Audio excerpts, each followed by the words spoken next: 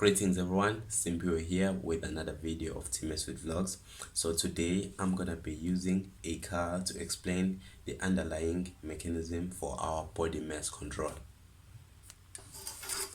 Okay, so this is our fuel tank. So if you add fuel in your car, you're gonna be adding the overall mass of the car because you're gonna be adding weight of the car with this fuel. This is a zone whereby this added fuel get burned to give energy in the form of heat and in the form that can run the engine. Now some of the burnt fuel get released out of the car by this pipe, and that will cause your mass of the car to decrease because you are removing some of the additional fuel. Okay, so the same principles applies for our body. Now when we consume food, our adipose cells or fat cells, they behave like a fuel tank. They store fuel molecules in the form of fat and in the form of carbohydrates. So what happens? Our mass will increase as we consume food. Now a special type of process called metabolism, which is specifically catabolism, that involves the breaking down of fat molecule or carbohydrate molecules from the body to release energy in the form of heat and in the form that can run our cells, just as we saw in the car. So the fuel that has been burned will be released from our bodies through excretion, and that is how our body will decrease in mass. Okay, now let us assume that someone was constantly filling up our tank with the same amount of fuel that is being used up here. What will happen to the overall mass of the car? There will be no change in the mass of the car because the amount of fuel coming in is the same as the amount of the fuel coming up or that is used up. So we'll experience no change in mass of the car. Now let's consider the same analogy in the context of human body weight control.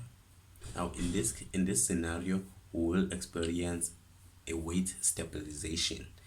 You will never lose or gain any weight because the amount of fuel coming in will be the amount of fuel coming out, and we'll experience a weight stabilization. Now let's look at the case whereby someone is constantly adding more fuel in the car than the amount of fuel that's being used up. In that case, the mass of the car over time will increase because the amount of fuel coming in will be greater than the amount of fuel coming out. Now, using the same analogy for human body weight control, we'll realize that over time you will gain mass or you will gain weight because you're adding more fuel in the form of fats or carbohydrates than the one that you burn. So an increase in weight will be experienced over time. Finally, let us look at the scenario whereby someone constantly fills up the tank but now with less amount of fuel than the one that we use. So the amount of fuel coming in will be less than the amount of fuel being used up. Now the weight of the car will decrease over time because we are putting less fuel than the one that's being used. So the same analogy may be observed on our human body weight control.